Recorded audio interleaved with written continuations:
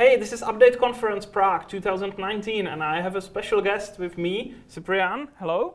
Hello, thank you very much for inviting me. It's a great conference so far. Oh, thank you. Can you tell us something about you, what you are doing? Well, my primary role is a general manager at Genisoft, which is a software consultancy company from Romania. I'm also the chief data scientist of Soliance, which is one of the leading Microsoft partners for data and AI. My primary focus is machine learning and data analytics, but I have also started to do quite a lot of work in the field of quantum computing. Yeah, that was also a topic of the session you have just finished. So can you tell us a short version of it?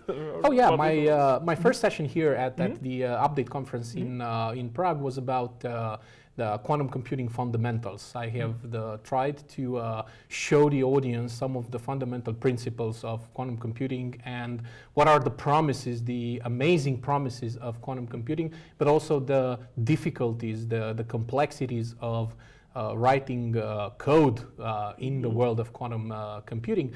And I've also discussed a little bit about the extraordinary approach that Microsoft takes on quantum computing, namely the approach based on topological quantum computing. So we got to talk a little bit about also the challenges of building the actual devices, the physical quantum computers that will provide the quantum computing environments of tomorrow. It was very interesting. At the end of the session, there was a lot of questions, and I really liked the answer to the last question.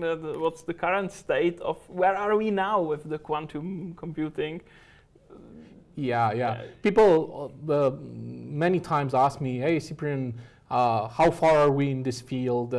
When are we going to buy our own quantum computer to run it in our own backyard?" And I kind of tell people that if you compare with classical computing, we're right around the point where in classical computing we had the assembler come out. So we're still working at the gates level. We are still combining some fundamental gates into some higher level operations, but we have a long way to go until quantum computing will become mainstream. Having said that, in the past 5 years, there have been amazing developments and there have been amazing tools that work either with early physical quantum computers or simulation environments, like, for example, Microsoft's Quantum SDK. And we also have programming languages. One of the most popular ones is Q#, developed by Microsoft, which is a language that enables you already to get acquainted with some of the fundamental operations in quantum computing, some of the fundamental algorithms. So the ball is already rolling, things are already happening, and I expect this field to develop at an exponential rate in the next 3 to 5 years. Yeah, that's very interesting, and we'll see how it will go in the future. Your second session is about DevOps for AI. It seems from what you said, you are doing a lot of AI stuff. So can you share some insights? We do a lot of we do a lot of work in this area, both in terms of research, but also real life projects, implementations. And while the quantum computing talk is more like a visionary talk, the talk about the DevOps applied to machine learning and AI is a very pragmatic talk. One of the big challenges that we see with modern machine learning projects is that they often tend to kind of derail because of features they not deliver, because of time, and most of the time because of budget.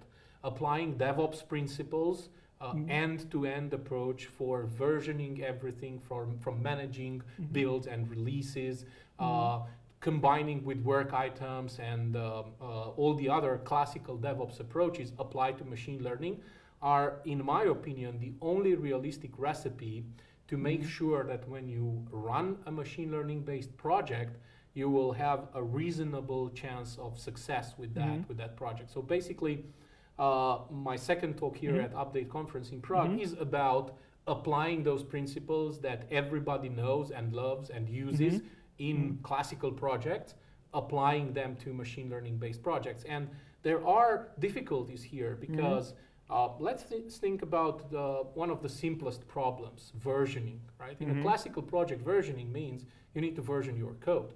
Now with machine learning, the thing is that you, in addition to versioning your code, you also need to version your data and you need to version your models.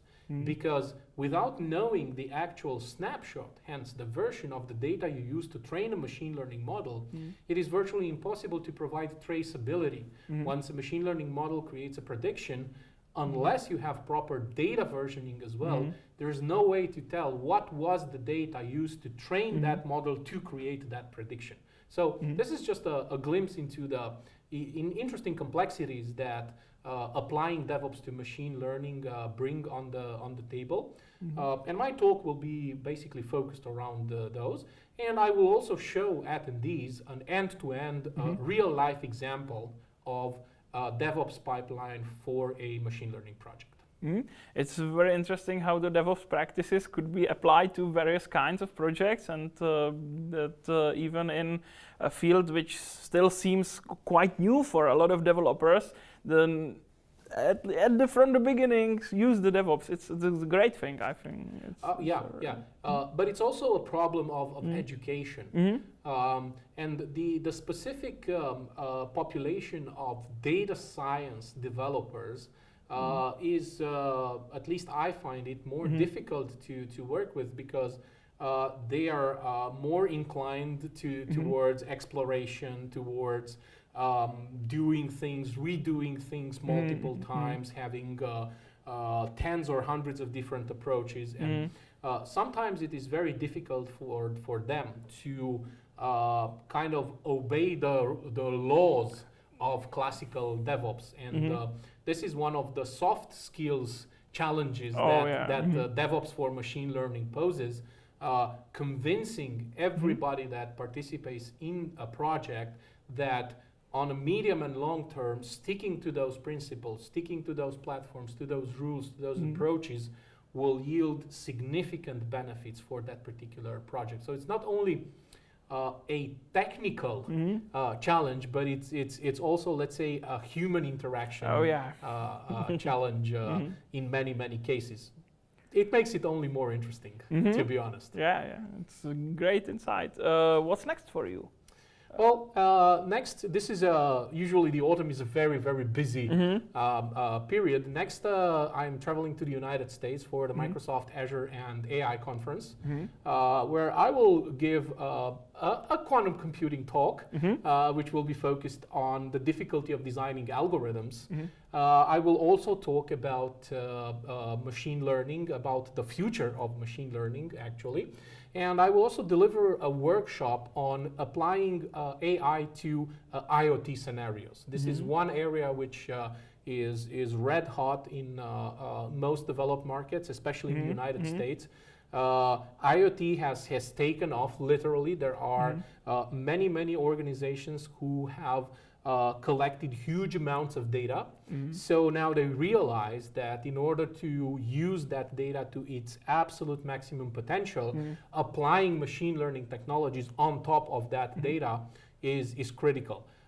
Again, there are challenges because this is not static data. This is mostly data that comes in the form of stream, of continuous real time streams. So applying machine learning to these types of data sources is, say, more challenging than applying it to static data sources. So there's a bunch of talks ahead, a workshop, and we are also working quite hard with our colleagues at Soliance to finish work on some training materials that we are currently developing, like, for instance, the Azure Machine Learning Developer Guide, the Azure Machine Learning Process Guide that will help Microsoft partners understand better how to apply machine learning in different business scenarios like retail, like predictive maintenance, recommendation, and so forth. So it's a busy time. It's a lot of things going on, but this is what makes our field so interesting and so fun to be in. thank you very much for a very nice interview, and I hope that you will enjoy your stay in Prague and the rest of the conference. Thank you very much for inviting me. It's my first time here at the Update conference. It's an amazing conference. I loved it so far. It's absolutely great, and I can only admire the things that you do here in this part of the world. And I wish you to have a more and more successful Update conference every year here in Prague. So thank you very much. Thank you very much. It's very great to hear such thing. Thanks.